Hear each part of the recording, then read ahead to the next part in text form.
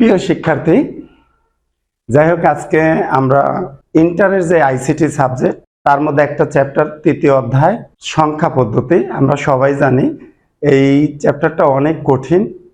আমরা একটু step by step দেখার চেষ্টা করব যে কত ইজি ওয়েতে আমরা থার্ড চ্যাপ্টারটা কমপ্লিট করতে পারি। যাক, সবাই আমাদের সাথে থাকবা, ইনশাল্লাহ আমরা চেষ্টা করব তোমাদের ভালো কিছু করানোর জন্য। আমাদের প্রতিষ্ঠানটা হচ্ছে ডিজিটাল আইসিটি, এটা হচ্ছে সাভার ব্রাঞ্চ RS টাওয়ার, এটা 3 তলা 4 তলায় আমাদের অফিস। আজকে আমরা তৃতীয় অধ্যায় দিয়ে শুরু করব। তৃতীয় অধ্যায়টা মূলত হচ্ছে সংখ্যা পদ্ধতি।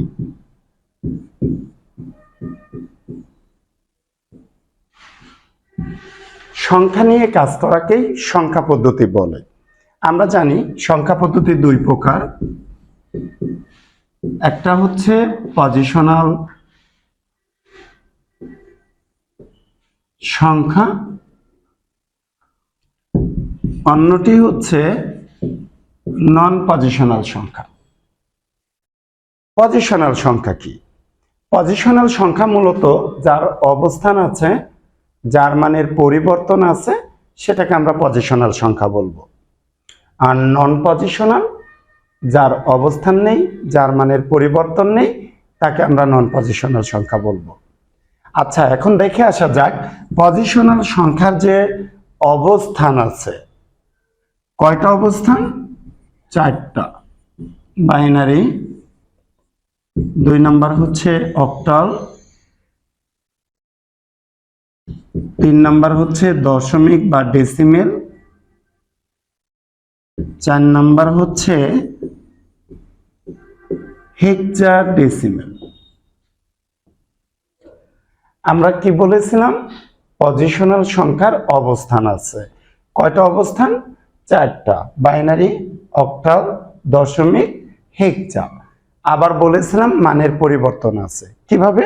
বাইনারি সংখ্যা হচ্ছে 0 আর 1, এই ধরনের সংখ্যাকে বাইনারি সংখ্যা বলে। অক্টাল 0 থেকে 7 পর্যন্ত সংখ্যাগুলোকে আমরা অক্টাল সংখ্যা বলবো। দশমিক 0 থেকে 9 পর্যন্ত সংখ্যাগুলোকে আমরা দশমিক সংখ্যা বলবো। হেক্সাডেসিমেল 0 থেকে 9, 10 মানে A, 11 মানে B, 12 মানে C, 13 মানে D, 14 মানে E, 15 মানে F পর্যন্ত। তার মানে আমরা কি বলেছিলাম? পজিশনালের অবস্থান 4টা। আবার মান কি এক? না, অবশ্যই পরিবর্তন। এর জন্য মানের পরিবর্তনও আছে, এর জন্য আমরা এটাকে বলবো পজিশনাল সংখ্যা। আর নন পজিশনাল, যার কোনো অবস্থান নেই, যার কোনো মানের পরিবর্তন নেই, সেটা হচ্ছে নন পজিশনাল সংখ্যা। নন পজিশনাল সংখ্যা কারা ইউজ করত? হায়ারো গ্লোফ্লেক্স, এই একটা জাতি, ওরা নন পজিশনাল সংখ্যা ইউজ করত। এটা MCQ আসে, নন পজিশনাল সংখ্যা কারা ইউজ করে। আচ্ছা, এখন আমরা একটা সংখ্যা লিখি 6324। আমরা সবাই একটু বলি আসলে এটা কি সংখ্যা হতে পারে। যেমন 6324, এগুলো অক্টাল সংখ্যা 0 থেকে 7 এর মধ্যেই আছে, তার মানে আমরা এটা অক্টাল সংখ্যা বলতে পারি। আবার দশমিক সংখ্যাও বলতে পারি, 0 থেকে 9 এর মধ্যেই সংখ্যাগুলো আছে। আবার হেক্সাডেসিমেল সংখ্যাও বলতে পারি, 0 থেকে F এর মধ্যেই আছে। যদি কোনো কারণে এখানে আমি 8 দেই, তাহলে আমরা কি অক্টাল সংখ্যা বলতে পারবো? না, অক্টাল হচ্ছে 7 পর্যন্ত। যেহেতু এখানে 8 আছে, অতএব আমরা এটাকে অক্টাল সংখ্যা বলতে পারবো না। তাহলে আমরা এটাকে ডেসিমেল আর হেক্সাডেসিমেল সংখ্যা বলবো। যদি কোনো কারণে এখানে 10 দিয়ে দিই, এটাকে মূলত আমরা বলি বেজ বা ভিত্তি। বেজ বা ভিত্তি আমরা অনেকেই মুখস্থ করি, আসলে মুখস্থ করার কিছুই নাই। আইসিটি মূলত পুরোটাই ম্যাথমেটিক্যাল বা প্রোগ্রামিং টার্মগুলো, এগুলো আমাকে একেবারেই বুঝে লিখতে হবে। আচ্ছা, বেজ বা ভিত্তি কি? যেমন 0 একটা সংখ্যা, 1 একটা সংখ্যা, মোট সংখ্যা কয়টা? 2টা, তার মানে বাইনারি বেজ 2। অক্টালের মোট সংখ্যা কয়টা? জিরো সহ 8টা, তার মানে অক্টালে বেস 8। দশমিকের মোট সংখ্যা 10টা, দশমিকের বেস 10। হেক্সাডেসিমেলে মোট সংখ্যা 16টা, এর জন্য হেক্সার বেস 16। তার মানে আমরা বলতে পারি বেস বা ভিত্তি কি? সংখ্যা না বলে আমরা অঙ্ক বলবো। যতগুলো অঙ্ক তার সমষ্টিকেই বেস বা ভিত্তি বলে, যেমন বাইনারি বেস 2। ক্লিয়ার সবাই? ওকে, এখন আমরা একটু দেখি এই 4টে সংখ্যার মধ্যে আমরা সবাই জানি দশমিক সংখ্যা। আমরা একটু চেষ্টা করব দশমিক সংখ্যা আসলে আমরা কিভাবে শিখেছি। দশমিক সংখ্যা হচ্ছে 0, 1, 2, ... 9 পর্যন্ত। আমরা কেউ কি বলতে পারি যে এই 10টা কিভাবে হলো? আমরা অনেকেই জানি না যে 9-এর পরে 10 হয়, এটা আমরা আসলেও জানি না, কারণ দশমিক 0 থেকে 9 পর্যন্ত, কিন্তু 10টা কিভাবে হয়? আসলে এটির নিয়ম হলো 9-এর পরে কোনো সংখ্যা লেখা যায় না ডেসিমেলে। এর জন্য আমরা এটাকে কি করব? রিপিট করব, আবার ফার্স্ট থেকে। যতবার রিপিট করবে ততবার হাতে 1 থাকবে, এর জন্য 1 আসছে। এই সিরিজটা আমরা বারবার লিখব, এইভাবে আবার যাব 9 পর্যন্ত। আমার ক্যারি 1 আছে, আমি প্রতিটা 1 বসিয়ে দিব। তার মানে 10, 11, 12 এরকম কন্টিনিউ চলতেই থাকবে। আবার 9-এর পরে লেখা যায় না, এটাকে রিপিট করবে 0। যতবার রিপিট করবে ততবার হাতে 1। রিপিট করার কারণে হাতে 1 আর এখানে 1। 1 1 কত? 2। আমরা বলি 19-এর পর 20। এইভাবে আবার যাবে 9 পর্যন্ত। বামে কি আছে? 2। আমরা 2 বসিয়ে দিব। আমরা বলি 20, 21, 22, 23। এরকম করে করে যদি পাশাপাশি একাধিক 9 থাকে, সবগুলোই 0 হয়ে যাবে। তখন হাতে কি আসবে? 1। 1-এর সাথে 1 যোগ করলে 2। আমরা বলি 199-এর পর 200। আমরা জাস্ট এটা এক্সাম্পল দিয়েছি। আজকে আমরা দেখব সেম এই ইজি ওয়েতে আমরা কিভাবে বাইনারি সংখ্যা লিখতে পারি। একটু সবাই দেখি, একটু মুছে ফেলি এটা। সেম এইভাবে আমরা এক্সাম্পল দিয়েছি যে ডেসিমেল সংখ্যা কিভাবে লিখতে হয়। আমরা ঠিক এইভাবে করেই বাইনারি সংখ্যা লিখব। কিভাবে? 0 0 0, 0 1 1, 1 0 2, 1 1 3। এই 4টে স্টেপ আমাকে মুখস্থ করতে হবে। আমরা সবাই একবার বলি 0 0 0, 0 1 1, 1 0 2, 1 1 কি? 3। এরপরে কোনো সংখ্যা লেখা যায় না, এটাকে রিপিট করবে। যতগুলা 1 আছে সবগুলা রিপিট করবে 0। আর রিপিট করলে হাতে কি আসবে? 1। রিপিট করলে হাতে কি আসবে? 1 আসবে। 0 0, পরেরটা কি? 0 1, 1 0, 1 1।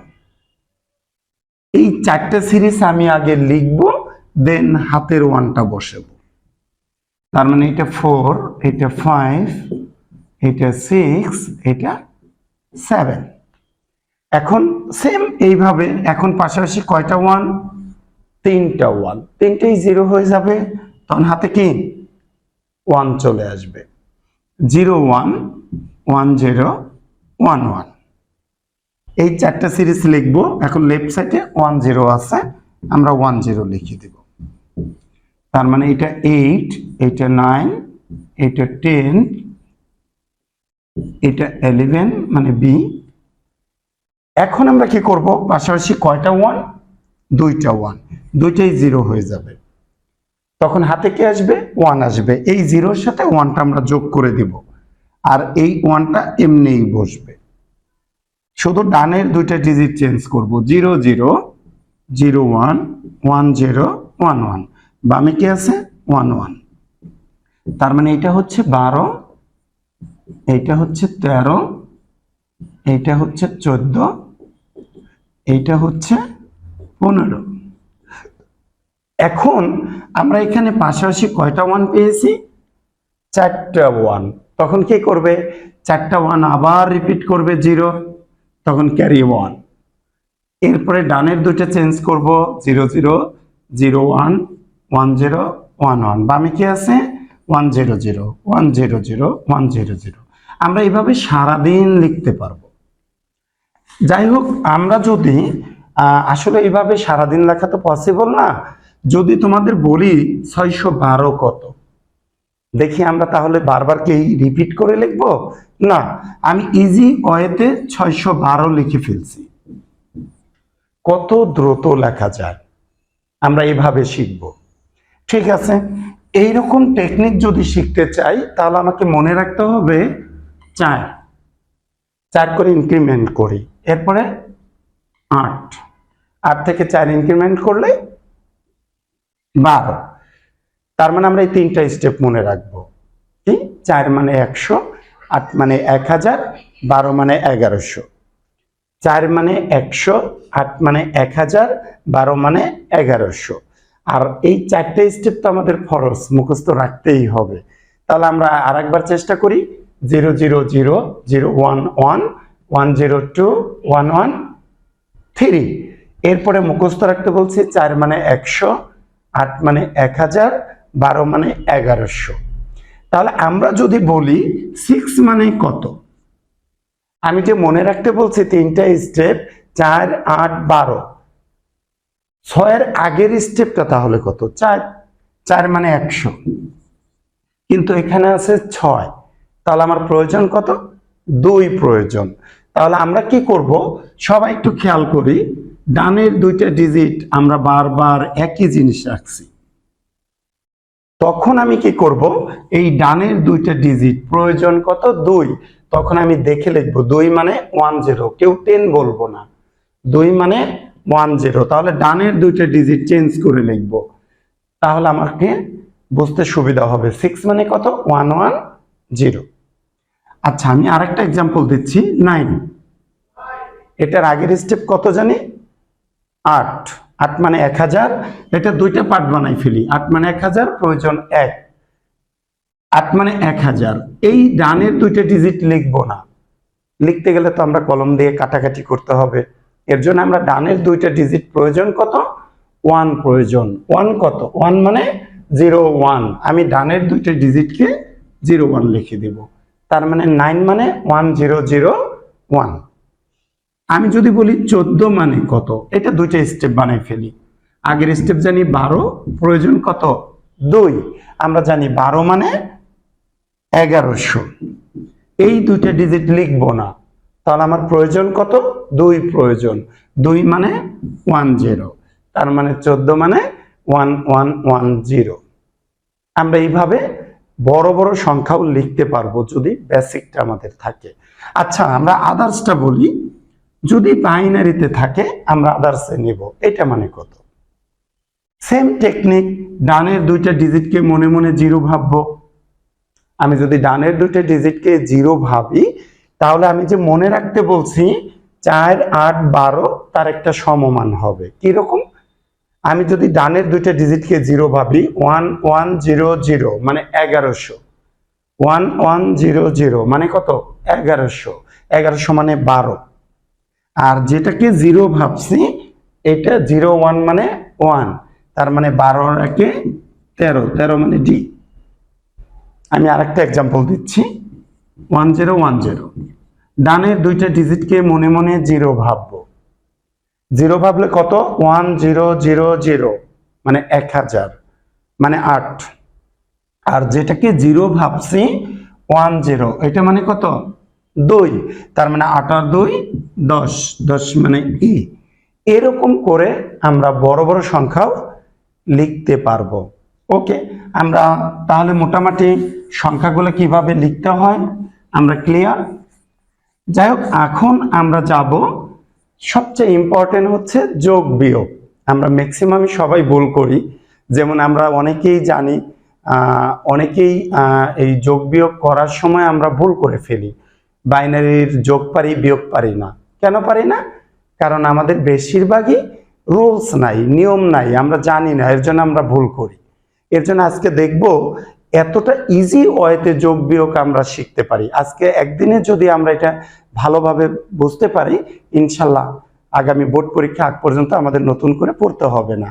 আচ্ছা দেখি তাহলে কিভাবে আমরা যোগ বিয়োগ শিখছি। 6374 567, সবাই একটু খেয়াল করি।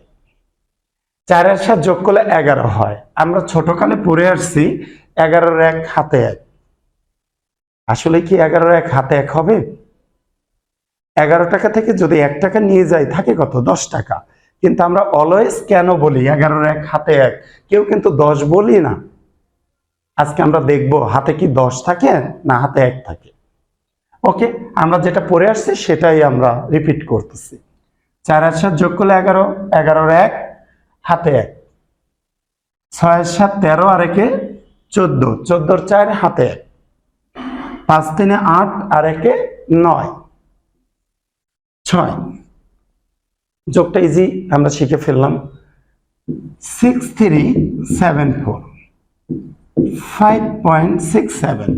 আমরা যদি বিয়োগটা করি দেখি, আমরা সবাই কি বলি 7 আছে কত হলে 14 হবে। অনেকেই বলি 1 যোগ করে 14 হয় না, 4 এর সাথে 1 যোগ করলে 5 হয়। আবার অনেকেই বলে 4 এর আগে 1 বসাতে হয়।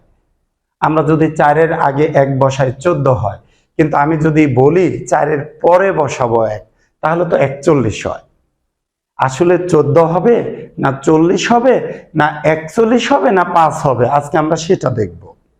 যেমন আমরা যেটা পড়ে আসছি সেটাই আগে বলি। 7 আছে কত হলে 14 হবে? 7 হাতে 1। 7 আছে তাহলে 7 হবে 0। 5 আছে কত হলে 13 হবে 8 হাতে 1। 1 আছে তাহলে 6 হবে 5। তাহলে মোটামুটি আমরা একটু ক্লিয়ার করে দিচ্ছি যে আমরা এই যে যোগ বিয়োগ করেছি এটার কিছু রুলস আছে, যে রুলসটা ম্যাক্সিমাম আমরা জানি না। এই রুল যতদিন না জানবো ততদিন অঙ্ক হবে না, কাটা যাবে। রুলসটা কি? যোগের সময় বেজ বিয়োগ, আর 2 নাম্বার হচ্ছে বিয়োগের সময় বেজ যোগ। মানে আমাদের রুলস হচ্ছে যোগের সময় বেজ বিয়োগ করব, বিয়োগের সময় বেজ যোগ করব। মানে যোগের সময় বেজ বিয়োগ করব, বিয়োগের সময় বেজ যোগ করব। তাহলে আমরা একটু দেখি যে যোগের সময় আমরা বেজ কিভাবে বিয়োগ করি। 4 এর সাথে যোগ করলে 11 হয়। দশমিকে কিন্তু 11 নামানো যায় না, নামানো যায় 9 পর্যন্ত। তাহলে আমরা কি করব? 11 থেকে 10 মাইনাস করব। এই যে যোগের সময় বেজ বিয়োগ করব। দশমিকের বেজ কত? 10। 10 বিয়োগ করলে 1, একবার বিয়োগ করছি হাতে 1, এর জন্য আমরা বলি 11 এর 1 হাতে 1, কেউ 10 বলি না। সিস্টেমটা তো বোঝা গেছে যে আমি একবার বিয়োগ করছি হাতে 1, যদি 2 বার বিয়োগ করি হাতে 2। 6 এর সাথে 13 আর 1 এ 14, দশমিকে তো 14 নামানো যায় না, 9 পর্যন্ত নামানো যায়। তখন আমি 10 বিয়োগ করব 4, একবার বিয়োগ করছি হাতে 1, এর জন্য আমরা বলি 14 এর 4 হাতে 1। 5 আর 3 8 আর 1 কত? 9, দশমিকে 9 নামানো যায়, আমরা নামাবো। নামানো গেলে নামাবো, আর যদি অতিরিক্ত ডিজিট হয় তাহলে আমরা বেজ বিয়োগ করে বসাবো। এরপরে 6। ক্লিয়ার সবাই? আচ্ছা, যদি বিয়োগ করি আমরা কি বলছি? বিয়োগের সময় বেজ যোগ করব। তাহলে আমরা একটু দেখি 7 আছে কত হলে উপরের সংখ্যা ছোট হলে আমরা বেজ যোগ করে নিব। দশমিকের বেজ কত? 10। তার মানে 10 যোগ করলে 14 হয়। এর জন্য আমরা বলি 7 আছে কত হলে 14 হবে? 7 হলে হাতে 1। 7 আছে কত হলে 7 হবে, নরমালি বিয়োগ। উপরের সংখ্যা ছোট হলে আমরা বেজ যোগ করব। 0 হাতে নেই। 5 আছে কত হলে 13 হবে? কত? 8 হাতে কত? 1। 1 আছে কত হলে 6 হবে 5।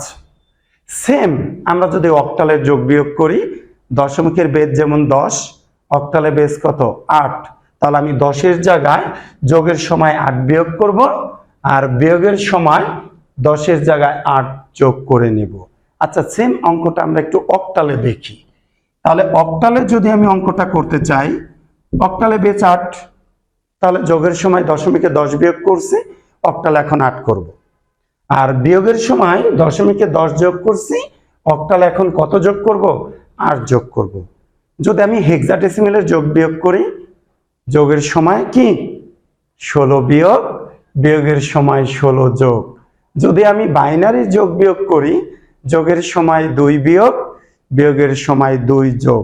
রুলস একই থাকবে, জাস্ট খালি আমাদের কি বেস চেঞ্জ হবে। তাহলে আমরা একটু অক্টালের এক্সাম্পলটা দিয়ে দেখি। 6 3 7 4 5 6 7, 4 আর 7 যোগ করলে 11 হয়। আমরা দশমিকে 11 থেকে 10 মাইনাস করছি, যেহেতু এটা অক্টালের অঙ্ক 11 থেকে, তাহলে আমরা 8 মাইনাস করব। কত? 3। একবার বিয়োগ করছি, হাতে 1, তাহলে এখানে 3 বসবে। 6 আর 7 13, আর 1 কত? 14। আমি দশমিকে 10 বিয়োগ করছি, অক্টাল এখন আমি 8 বিয়োগ করব, 6, হাতে 1। 5 3 8, আর 1 9, অক্টালে তো 9 এর নামান যায় না, তখন আমি 9 থেকে কি করব? 8 বিয়োগ করব, 1, হাতে 1। 6 আর 1 7, অক্টালে 7 নামানো যায়, আমরা নামাবো। ক্লিয়ার সবাই? যদি আমি এইটাকে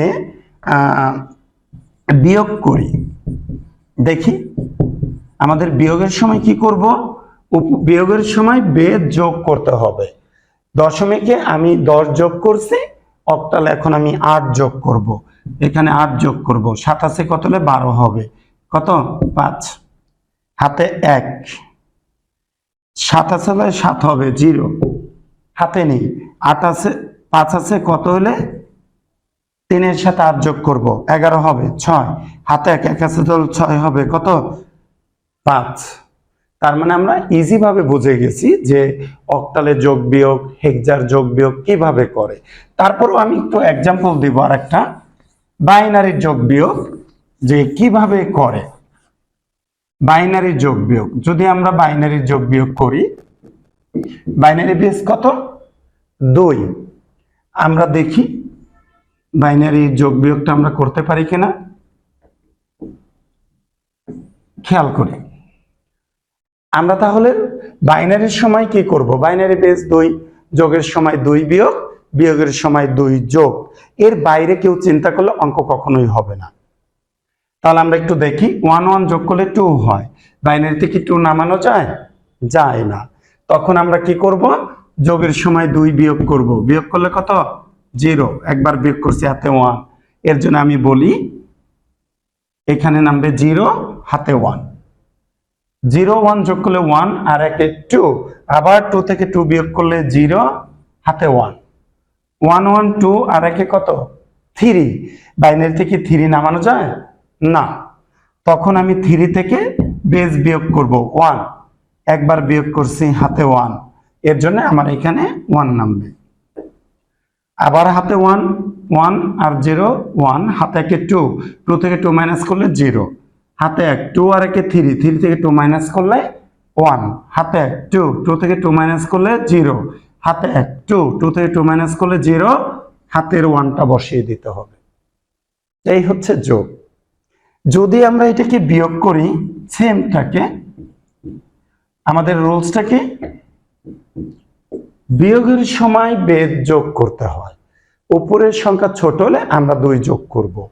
আমি নরমালি বিয়োগ করি, 1 আছে তাহলে 1 হবে, 0, 1 আছে তাহলে 0 হবে, 0-এর সাথে যেহেতু ছোট সংখ্যা আমরা 2 যোগ করব। এই যে বিয়োগের সময় বেদ যোগ করব, তাহলে 1 আছে তাহলে 2 হবে, 1 হলে, হাতে কত? 1, 1 আর 1 2, 2 আছে কত হলে 3 হবে, 1 হলে, হাতে 1, 1 আছে তাহলে 1 হবে, 0, হাতে নাই, 1 আছে তাহলে 1 হবে, 0, এরপরেও হাতে নাই, 1 আছে কত হলে 2 হবে, 1 হলে, হাতে 1, 1 1 মিলে গেলে 0। আশা করি আমরা বাইনারি যোগ বিয়োগ মোটামুটি ক্লিয়ার। ইনশাল্লাহ বাকিগুলো আমরা একটু চেষ্টা করলে অবশ্যই আমরা পারবো। এরপরে কোনো প্রবলেম হলে আমাদের কমেন্টস বক্সে নক দিলে ইনশাল্লাহ আমরা উত্তর দেওয়ার চেষ্টা করব। আগামী ক্লাসে বিভিন্ন কনভারসেশন ম্যাথমেটিক্যাল টার্মগুলো কিভাবে করতে হয় ইনশাল্লাহ আমরা শেষ করব। সবাই আমাদের সাথে থাকবা। ধন্যবাদ।